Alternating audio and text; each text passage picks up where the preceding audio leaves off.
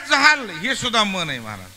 मग या मनाला परमार्थ लावा महाराज म्हणतात. या मनानं त्यांना दास करा. कायेनं दास, वाचेनं दास आणि मनाने सुद्धा दास. तर काम क्रोध त्यास मग नाही. ह्या 3 प्रकरणानं जर तुम्ही सेवा केली तर मग तुम्हाला काम काय आणि क्रोध काय हे तुम्हाला कोणीच बाधा करू शकत नाही. त्याचं एकच कारण आहे, आणि ह्या 3 समीकरणं जोडले. बरं महाराज, आम्ही ही 3 समीकरणं कायनं वाचनं मनानं बी आम्ही त्यांचे दास झालोत. समजा झालोत. झाल्यानंतर महाराज निश्चित सांगा आमचं कल्याण होईलच का? महाराज म्हणले बघा, परमार्थ करत असताना सगळ्यात महत्वाचा आहे तो विश्वास. काय आहे? आणि आपण मृदंग शिकायला असताना तुमचा काय होता गुरुजी ह्याच्यावर? विश्वास आहे. आपल्याला शिकायचं म्हणजे शिकायचं. तुमची गुरुजी गायनावर विश्वास, आपल्या ह्याच्यावर विश्वास. विश्वास म्हणजे विश्वास. आणि विश्वास जर परमार्थामध्ये असेल तर त्याला यश येतं महाराज. विश्वासाशिवाय परमार्थ नाही. आणि विश्वास असला तर करत जा, नसता न केलेला बरा. आपला ठाम विश्वास आहे का नाही? माऊलीनी रेडा बोलवला, आपला ठाम विश्वास आहे. भले कोणाचा विश्वास असेल अथवा नसल. माऊलीची संजीवन समाधी आपला काय ठाम, कुणाचा असेल अथवा नसल. माऊलीनी भिंत चालवली, आपला ठाम विश्वास, कोणाचा असेल अथवा नसल. नसल तुमचा विश्वास. हे लोक नाही महाराज भिंत कुठं चालत असते का? आम्हाला कळतं, चलत नाही. तुम्ही चालवा म्हणलं, आपल्याला जमत नाही. म्हणला का? म्हणलं फरक आहे ना माऊलीमध्ये आणि माझ्यात. माऊली योगी, मी जोगी. फरक आहे ना. एवढं सोपं आहे का ते भिंत चालवणं? अजिबात. ज्ञानोबाने चालवा महाराज. अहो खरंच माऊलीला काय ती बी गरज नव्हती महाराज. भिंत चालू सुद्धा काय गरज माऊलीला? भिंत चालवल्यामुळे त्यांची किंमत वाढली असं वाटतंय का? नाही, अजिबात नाही. भिंत चालवली नसती, रेडा बोलवला नसता तरी माऊली आहेत तेवढीच होते आमच्या. अजिबात माऊली त्याच्यामुळे मोठे झालेले नाही. नाही महाराज, उगा आपल्याला वाटतं भिंत उग नमुना म्हणून दाखवलाय. उग ज्ञानोबाराला वाटलं हे चांगदेव महाराज योगी पुरुष आहेत, समाधी योगामधले, वाघावर बसून आलेत. पण आपण बी त्यांना दाखवू की तुमचा सर्व योग साधना ही सजीवापर्यंत चालली, पण आमची योग साधना ही निर्जीवापर्यंत सुद्धा चालती. म्हणून निर्जीव भिंत चालली त्यांनी. भिंत कशी निर्जीव आहे? चालविली जड भिंती, हारडी सांगयाची भ्रांती. काय करत होती भिंत? आता माऊली म्हणले असे, अहो महाराज सगळं जग त्यांच्या नावावर चालतं, भिंत काय? अवघ लोक म्हणतात नाही महाराज माऊलीला बंगला नव्हता. कोण म्हणलं बंगला नव्हता माऊलीला? माऊलीने बंगला बांधायचं विचारच काय करायचं मग या माऊलीला? आणि खरंच माऊलीला जर बंगला असा वाटत असता तर माऊली सहज बी पुण्यात आली असते आणि एखाद्या बंगल्याला म्हणले असते चला आळंदीला. महाराज वरखेड्यामधून बंगला आळंदीत आला असता. नुसतं माऊली चला चला आळंदी, नीट आळंदीला बंगला. माऊली आता भिंत चल म्हणल्यावर बंगला कशाला थांबला असता महाराज? नाही का नाही. पण आता हे आपलं काय होतं, काही लोकांना वाटतं हे जरा लोक स्टँडर्ड आहे, क्वालिफाईड, सुधारित, हे वारकऱ्याला किंमत देत नाही महाराज. आमचा ह्या गोष्टीवर मुळात विश्वास बसत नाही. घरी बसा. तुमच्या विश्वासाचा आणि आमच्या परमार्थाचा काही संबंध नाही. आमचा ठाम विश्वास आहे, आमचा ज्ञानोबावर विश्वास आहे, आमचा पांडुरंगावर विश्वास आहे, आमचा वारकरी संप्रदाय विश्वास आहे. आम्हाला कोणाला काही देणं घेणं नाही. भले कोणाला पटल अथवा. आणि मी का जसं आता गायनामध्ये कोणाला कळेल अथवा न कळेल गुरुजी, पण तुम्ही राक्त काढतात का नाही? बरोबर आहे का नाही? नाही त्यांना कळत, ती काय नाही कळू दे, पण आपलं आपलं काम करायचं. तुम्ही क्लासिकल गाणार म्हणजे गाणार, काही संबंध आहे कोणाचा काही? आता त्यांनी गायल्यानंतर तुमच्या सरपटे, तुकडे, मुकडे, लग्या, चक्रधार सगळं तुमच्याकडे तयार आहे. बरोबर आहे का नाही? पण त्यांनी तसे तसे भांडवल काढलं तुम्ही, बरोबर, त्यांनी जागा काढल्या की तुम्ही टाकतातच मध्ये रे. बरोबर का नाही? मग गायनामध्ये काय काढायचे असतात? जागा. गायनामध्ये काय असतात? जागा. आणि त्या जागा सुद्धा जे लोक जागे त्यांना दिसतात. बाकी ज्याला काय कळतं महाराज ते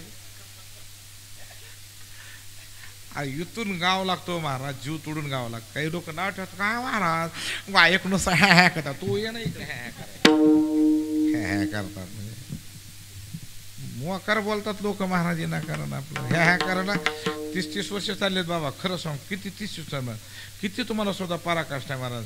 ह्यांना जवळपास आणि तुम्हाला बी ब्राह्मी मुहूर्तावर उठून प्रॅक्टिस करावं लागलेली महाराज. 3ला उठून 8 वाजेपर्यंत 5 तास सारखं महाराज. नुसता 10 सुद्धा त्यांनी 6-6 महिने वाजवला असेल, हे का नाही. नुसता 10 तो वजन पडतंय महाराज एवढं 10चं, हे का नाही. एवढं वजन पडण्यामुळे आहे का नाही. त्यांचा 10 आणि तुमचा 6. तुमचा काय 6,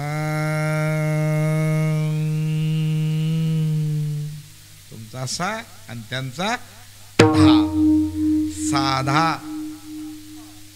आता दोघाचा मिळून परमार्थ 6-10 असा प्रकार आहे महाराज. उगच नाही महाराज येणार, कारण मग नुसतं 10 बी वाटते माणसाला सोपं आहे, अवघड आहे महाराज. तिथे तर आल्यावर कळते काय लागतंय ते.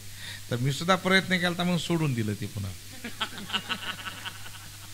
नाही अवघड आहे हो, देवावश्यक अवघड आहे महाराज. मी सुद्धा 3-4 वर्ष मराठी शिकायला होतो. 2 बोल झाली 4 वर्षात. धागी नता घेता घे घेता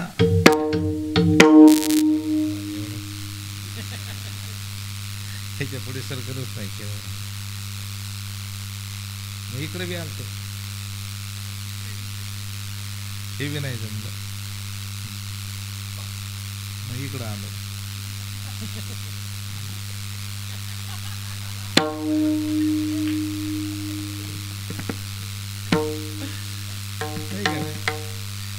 सोपं नाही होई. बरं ही तरी सोपं आहे का मला सांगा बरं तुम्ही. अहो ही बी अवघड आहे बाबा. बरं कीर्तन तर सोपं असू द्या महाराज, पण खरं सांगता कीर्तनानंतर जे 5 मिनिटं सूत्रसंचलन असते ना महाराज, सगळ्यात अवघड आहे ते. 5 मिनिटं बोलणं म्हणजे सगळ्या मंडपामध्ये वजन टाकणं येते महाराज. आणि ते बोलता आलं तर माईक घेत जा हातामध्ये. काही माणसाला बोलता लय नाद बोलायचा, पण आलं पाहिजे ना बोलता. नाही आता बोलता वजनात बरं लागतंय. आज आपल्या गावामध्ये महाराज आलेले आहेत असं वजनात बरं लागतंय. आज महाराज लांबून आलेले आहेत का, पायी आलेत का काय ते, बरोबर लांबून आलेत काय त्याचे तेवढं. आज महाराजांनी ज्ञानदानाचं काम केलं काय, फुकट केलं, बरं ज्ञानदानाचं काम केलं, जाऊ द्या काय करा एवढं विषय. तरी एक जण म्हणलं एकदा मला बोलू द्या म्हणला उद्याच्याला. ते म्हणजे नाही जमणार तुम्हाला, काय म्हणला उद्या मला बोलू द्या. ते त्यांना बोलायला संधी दिली दुसऱ्या माझं कीर्तन, आणि ते बोलणार. नेमकी त्यांचे नातेवाईक कोणतरी मयत झाले सकाळी, की तिकडे गेली मैतीला दिवसभर स्मशानभूमीमध्ये श्रद्धांजली अर्पण करायला. संध्याकाळी आमच्याकडे आले, तिकडे संदेश इकडं कीर्तनात. आज आपल्या पवित्र भूमीमध्ये वैकुंठवासी भरत महाराज जोगी यांचं कीर्तन झालेलं आहे, तरी त्यांच्या आत्म्यास शांती लाभो.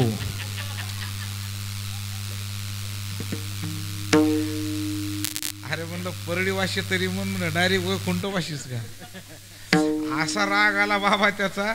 मला खरंच चिडलो बाबा. मी म्हणलं तुम्ही या बैठकीत तुम्हाला सांगतो आता काय ते. आता म्हणजे काय झालं बोलणं झाल्यावर ते 500 रुपये देऊन पाया पडले. जाऊ द्या म्हणलं, मग काय त्या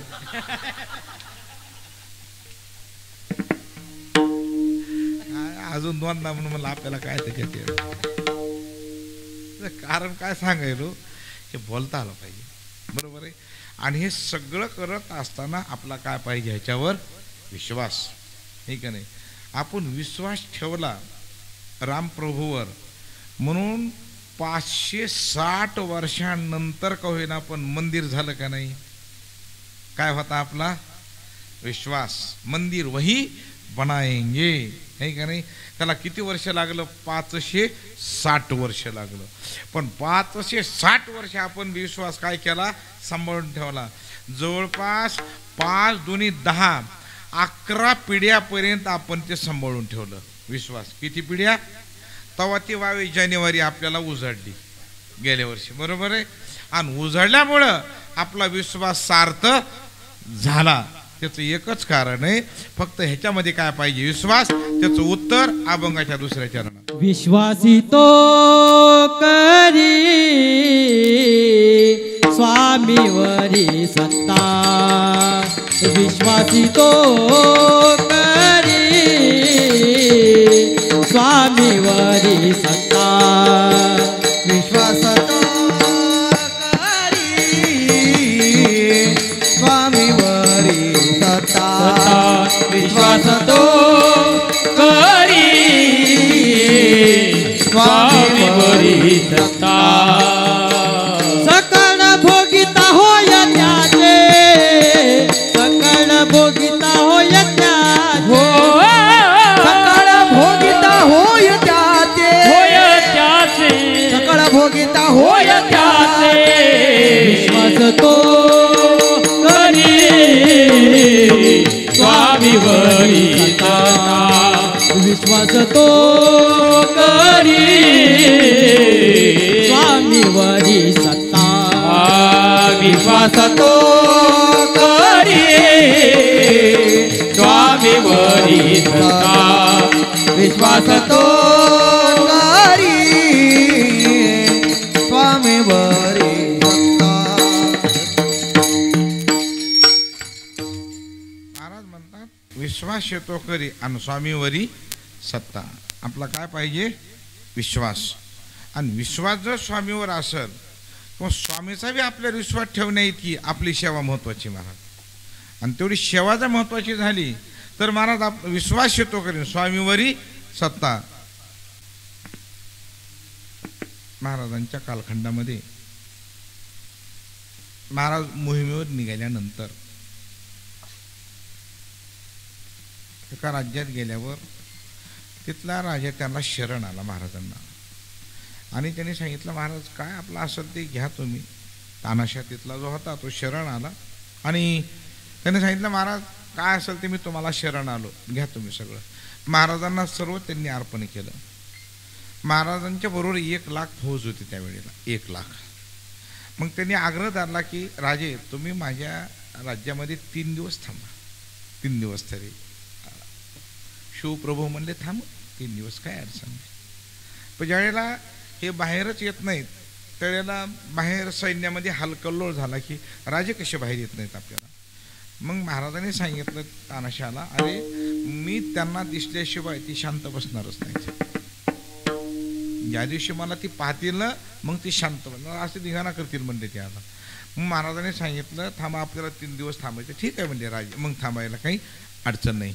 मग त्यावेळेला त्या राजानं सुद्धा तिथल्या त्या राजवाड्यामध्ये बरंच काही पाहण्यासारखं होतं. राजांना दाखवलं, महाराजांना दाखवलं आणि आपल्या राजाने सुद्धा पाहिलं ते.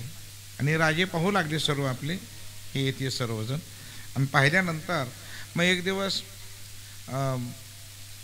तो तानाशा म्हणतो, राजे की तुमच्याकडे फौज किती? 1,00,000. 1,00,000. आता इथे 1,00,000 आहे, गडावर सध्या 1,00,000 आहे म्हणले अजून माझ्याकडं. बरोबर. बरं एवढं काय ह्यांच्याकडं मावळ्याकडं, तुम्हाला एवढं विश्वास जे आहे ह्यांच्यात काय ताकद? ते म्हणले काय ताकद आहे तुम्हाला बघायची का त्यांची ताकद काय आहे ते? माझा सगळा जीव की प्राण विश्वास त्यांच्यावर आहे माझा. म्हणले विशेष तुम्ही उद्या या म्हणले सकाळी. मग सकाळी ज्या वेळेला आले तर शिवप्रभूने सर्वांना सांगितलं या सर्वजण आले. आणि मग त्या राजाला तिथल्या महाराज म्हणले त्यांना दाखवा आपलं सगळं भांडवल काय ते. मग लांब उडी, उंच उडी, त्याच्यानंतर मल्लयुद्ध, मुष्टियुद्ध, दांडपट्टा, तलवारबाजी हे सगळे खेळ मावळ्याने दाखवले. पण त्या राजानं, कारण महाराजाकडे हत्ती नव्हता त्यावेळेला, मग त्यावेळेला त्यांनी सांगितलं राजे तुमच्याकडे सगळं आहे पण मला हत्ती काही दिसला नाही. महाराजांनी ओळखलं हे आपल्याला नसल्यामुळं बोलतो आपल्याला हे सुद्धा.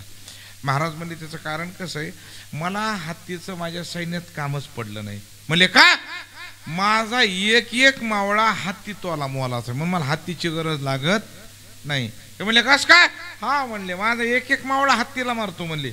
हत्तीला आणू का? हत्ती घेऊन या म्हणले हत्ती. मग काय त्याला तेवढ्या ह्याच्यामध्ये त्यांनी हत्ती आणला, त्या मधोन्मत्त उन्मत्त करण्यात आलं. आणि आल्यानंतर मग तो असा मोकळा साखळ दंडामधून बाहेर आणला. मग सांगितलं राजे ही हत्ती आणलेला आहे, सांगा तुमच्या सरदाराला.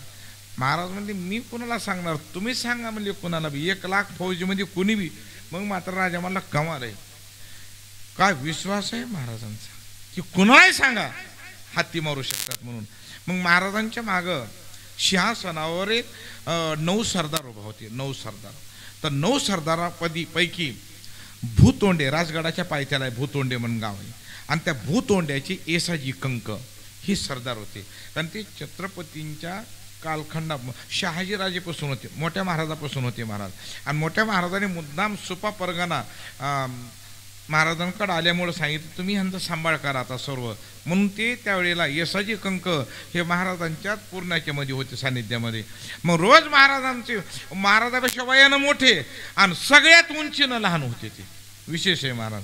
आणि मग त्यावेळेला त्या राजानं सांगितलं नेमकं निवड केली येसाजी, म्हणजे महाराज ह्यांना सांगतो म्हणजे सांगा. मग येसा सांगितलं मारा हत्तीला. येसाजी म्हणले हत्ती मारायचा का, बरोबर ठीक आहे म्हणजे. अरे महाराजाकडे मुजरा केला, महाराज म्हणले अरे बापरे, म्हणजे येसाजीवरचा सगळ्यात जीव महाराज त्यांचा. महाराज म्हणले काय पैज लावली म्हणली विनाकारण मी, जर जनावर आहे म्हणले ते काय उलटं सुलटं झालं तर. पण येसाजी महाराज काय विश्वास होता, मुजरा केला महाराजांना. आणि येसाजीने जी उंच उडी मारली महाराज, उंचून उडी मारून पहिली उडी हत्तीवर टाकली महाराज. पहिल्या उडीमध्ये हत्तीला आडवं केलं महाराज त्यांनी. त्याच्यानंतर ती सोंड धरली आणि गरगर हत्ती फिरवला महाराज त्यांनी येसाजीने, आणि हत्तीची सोंडच कापून काढली महाराज. जाग्यावर हत्ती खलास करून टाकला जाग्यावर. ही विश्वास कशामुळे सांगायलो, हत्ती मेल्यानंतर महाराजांनी असेच बसलेले, महाराज राजे मोहीम फत्ते झाली, पुन्हा मुजरा केला. आणि मग महाराज म्हणले येसाजी अरे उलटं झालं असतं तर अवघड झालं असतं. म्हणजे राजे आमचा तुमच्यावर विश्वास आहे, तुमचा आमच्यावर काय आहे विश्वास आहे. त्या भूतवंड्याला मी 4 वर्ष कीर्तन केलेत, 4 वर्ष. मी जे सांगतो ना हे मी तिथं जाऊन आलो म्हणून सांगतो. हे विठाल विठाल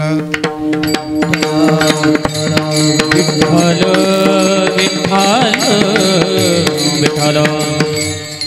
आता काही लोकांना वाटत नाही खरं, मला सगळं त्यांनी दाखिल तेव्हा त्यावेळेला. त्यांचे आता सुद्धा 16 वंशज आहेत त्यांच्या तिथं. मग त्यांनी मला मुक्काम केला मी तिथं. मग त्यांनी ती तलवार वगैरे सर्व दाखवली मला. म्हणले हो काही ज्या हत्तीला मारलं ज्या तलवार, ती तलवार अजूनही त्यांच्याकडं महाराज. हो, ज्या ज्या वेळेला मोठे मोठे संशोधक येतात ना त्या त्यावेळेला ती आम्हाला दाखवावं लागते म्हणून. तर ती पाहिली पूर्ण त्या बंगल्यामध्ये. त्या दिवशी एक मुक्काम केला मी, कारण काय विश्वास आहे राजांचा, हे सर्वात मोठं दैवत आहे महाराज. बरोबर आहे का नाही, कारण ह्या प्रभू शिवप्रभूमुळं, नाहीतरी महाराज आपण वार करीत त्यांच्यामुळेच महाराज. आणि हे दैवत जर नसतं ह्या माळीने हे अजिबात नाही. विठाल विठाल.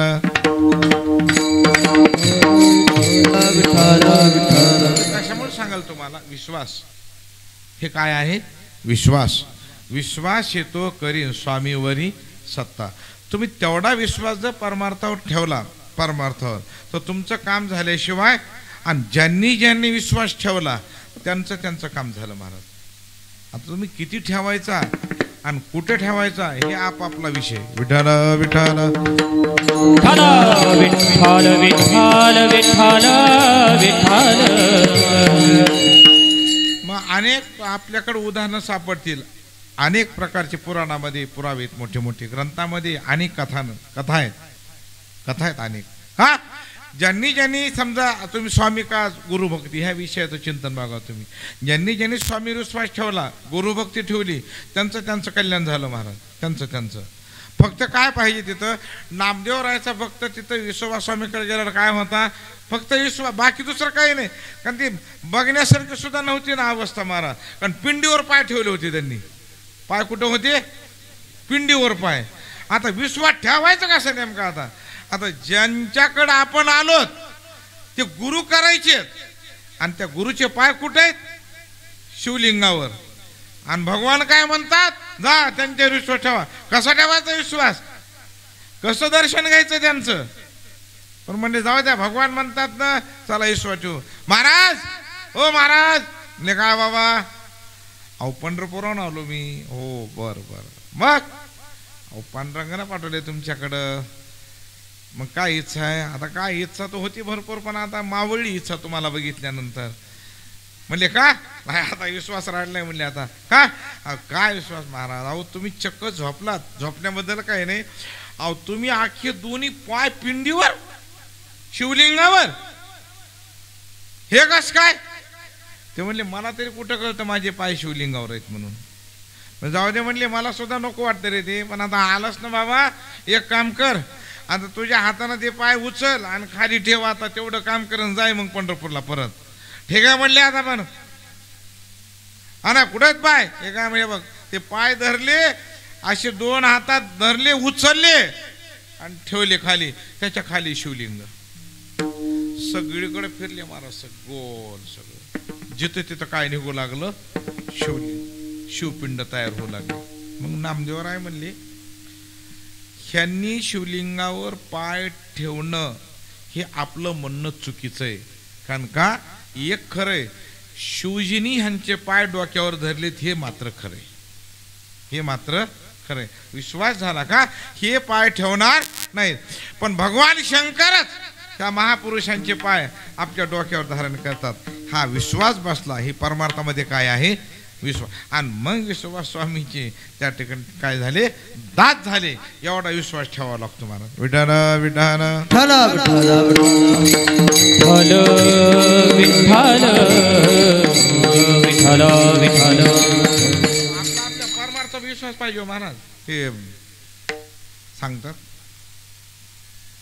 आळंदीला एक मोठे उद्योगपती आले होते म्हणून गुरुवारी स्वानंद सुखनिवासी मामासाहेबांच्या कालखंडामध्ये मोठे उद्योगपती होते ते आणि मग मामासाहेबांनी पाहिलं ते वारकरी शिक्षण संस्था 1917ला स्थापन केलेली ती पाहिलं म्हणले चला ह्यांना काहीतरी संस्थेला आपण देऊ आता थोडं काहीतरी देऊ म्हणले आता मग त्यांनी जे मुनीम जे होते त्यांना सांगितलं विचारा मामासाहेबांना काही तुम्हाला पाहिजे का म्हणून मग ते आले म्हणले मामासाहेब हे उद्योगपती आहेत म्हणले मोठे हे तुम्हाला काहीतरी देण्याची इच्छा आहे तुम्ही मागा काय पाहिजे असं ते म्हणले नाही ना आम्ही फक्त माऊलीलाच मागतो म्हणजे बाकी कोणाला मागत माऊली देतात म्हणले नाही नाही मामासाहेब फार मोठे उद्योगपती इथे आज तुम्ही जे मागताल ना काही देऊ शकता ते आज फक्त तुम्ही मागा ते उद्योगपती बी आले ते म्हणजे मामासाहेब खरंच सांगतो तुम्ही मागा मी कधीच कोणाला मागा म्हणत नाही आणि ज्या त्या तुम्हाला मागा म्हणतो ना त्यात तुम्हाला भरपूर मिळेल पण अजून लक्षात घ्या आता तुम्ही नको म्हणतात पण उद्या तुम्हाला पश्चाताप होणार आहे कारण पुन्हा माझ्या इतका उद्योगपती मोठा तुम्हाला कोणी भेटणार नाही घ्या म्हणणारा मामासाहेब म्हणले तेही बरोबर आहे मग तुमचं बरोबर आहे म्हणले कारण मला तुमच्या इतका उद्योगपती घ्या म्हणणारा कोणी भेटणार नाही पण तुम्ही लक्षात ठेवा तुम्हालाही नको म्हणणारा वारकरी भेटणार नाही ही बी लक्षात ठेवा म्हणजे तुम्ही हे लक्षात घ्या त्याचं कारण काय हे विश्वास आहे आपला परमार्थ काय आहे महाराज आपण जे आजपर्यंत एवढं महाराष्ट्र पिंजून काढतो कशावर आहे विश्वासच आहे ना महाराज आपल्याला आहे का नाही अरे उगं बारकाईनं काढ विचारायचं केला समजा आपण पूर्ण घरदार सोडून आपण लांब लांब कुठे प्रवास करतो आपल्याला ते गाव माहीत नसतं ते कुणीच माहीत नसतं महाराज आपल्याला माहीत असं काही काय माहिती आपल्याला कोण पण तरी पण आपला फक्त काय आहे माऊलीवर विश्वास आणि माऊलीच्या विश्वासावर आपला सगळा प्रवास होतो महाराज बरोबर आता जवळपास 450 किलोमीटर आपलं ही धुळे ते परळी बरोबर आहे पण माऊलीचा आमचा माऊली विश्वास तुमचा माऊलीवर आल्याबरोबर सगळी सुविधा चहा पाणी भोजन व्यवस्थित का हे काय आहे फक्त माऊलीवर आपला काय आहे विश्वास आहे लक्षात घ्या आणि या विश्वासावर हे सगळा संप्रदाय चालू म्हणून तर मी सांगत असतो माऊलीचं छत्र एवढं विशाल आहे म्हणून खाली आपण खुशाल आहे हे लक्षात घ्या म्हणून माऊली तुम्ही परमार्थ करा पण विश्वास येतो करी आणि स्वामीवरी सत्ता आणि सकळ भोगिता होय त्याची विठोबा रखुमाई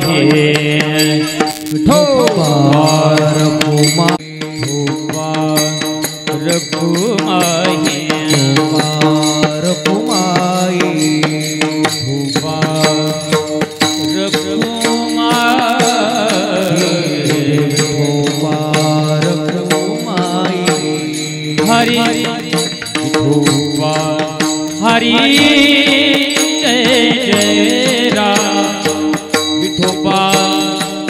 रखुमाई नावे विठोबा रखुमाई हरि जय जय जय हरि विठोबा रखुमाई रखुमाई विठोबा रखुमाई जय जय विठोबा रखुमाई हरि विठोबा रखुमाई जय जय विठोबा रखुमाई हरि विठोबा रखुमाई जय विठोबा रखुमाई जय जय विठोबा रखुमाई जय विठोबा रखुमाई विठोबा रखुमाई विठोबा रखुमाई